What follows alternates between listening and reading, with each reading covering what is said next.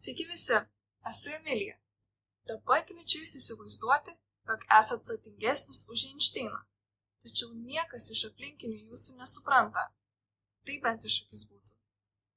Žinokit, taip jaučiasi mūsų pagrindinė knygos herojė Matilda.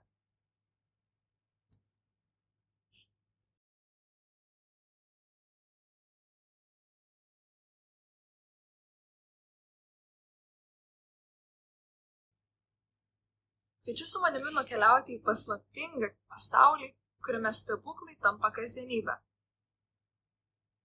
Knyga parašyta garsaus britų autoriaus Roald Dahl.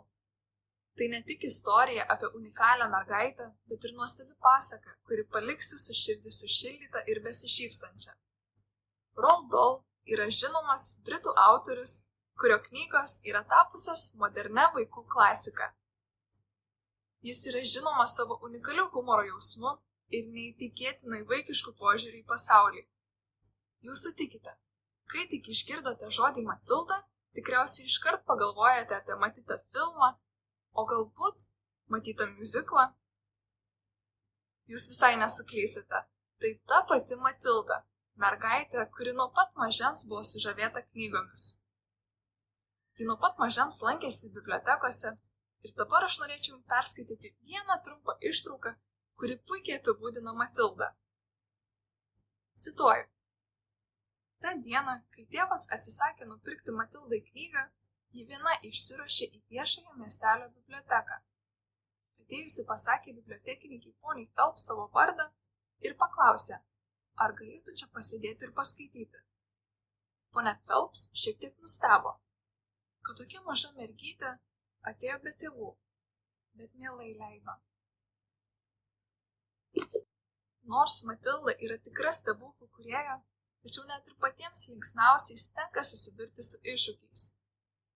Kiekvienos šios knygos puslapis tai istorija, kuri pamoko Matildą suprasti jį supantį pasaulį, kartu atrasti savo vidinę stiprybę.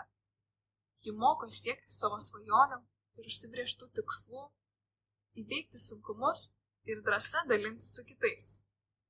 Taigi, ši knyga ne tik apie mokslų, švietimą, edukaciją, tačiau knyga apie gebėjimą rasti grožį ir stebuklą net sunkiausiamis akimirkomis. Ir ne, padidinimo stiklo jums neprireiks. Tik norėjau pabrėžti, kad knyga padeda išryškinti gyvenimo detalės, leidžia pažvelgti giliau, nei matoma plika akimi. Kaip ir padidinimo stiklas gali praturtinti mūsų matomą pasaulį, taip ir Matilda gali praturtinti mūsų vaizduotę ir išlaisvinti mūsų mintis. Taigi kviečiu su manimi nerti į stebuklų kupiną pasaulį ir geriau pažinti Matildą iš arčiau. Iki susitikimo. Iki.